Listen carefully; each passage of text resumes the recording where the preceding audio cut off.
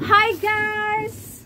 Ayan guys, sa mga mahilig mag-ukay-ukay dyan guys, especially from Cebu, I recommend Lapu-Lapu City. Doon po kayo mag-ukay guys. Ayan. These are the damit na ukay namin doon. And first of all, I would like to introduce the bag. And super nice nito guys. Ayan. Ang ganda ng bag na ito. Ayan. Makikita nyo dito yung map.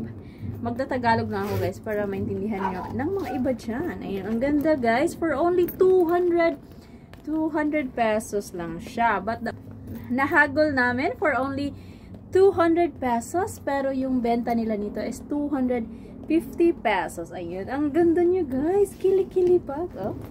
Ayan. Ang ganda. Ayan siya. Okay. So, ang dami. Guys, ang mura dun sa Lapu-Lapu kung dun kayo mag-ukay. Ayan. Pabili ako ng pants. Ayan siya. Tag 50 pesos lang siya, guys. Tapos itong skirt. Ayan. So you can see, for only 25 pesos. Ayan. Tapos ito is 50 pesos.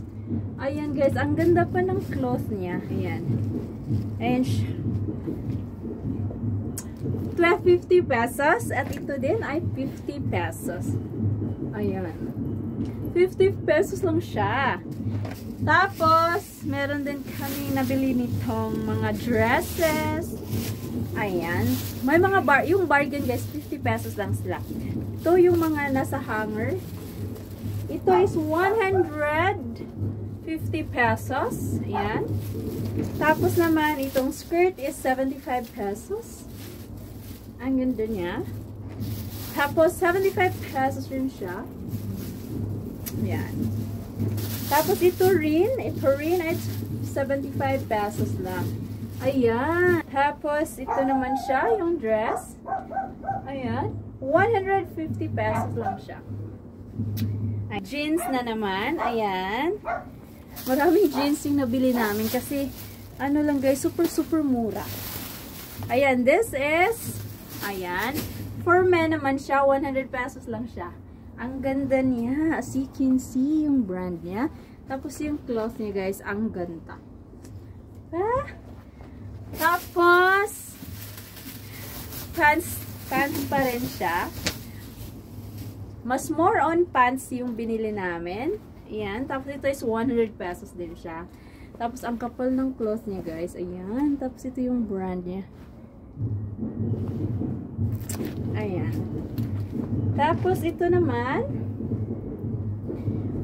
ano siya?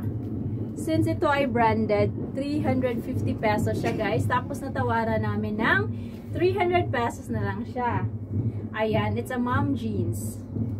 Tapos, ito, 100 pesos. Ayan. Diba, ang ganda niya? Oh.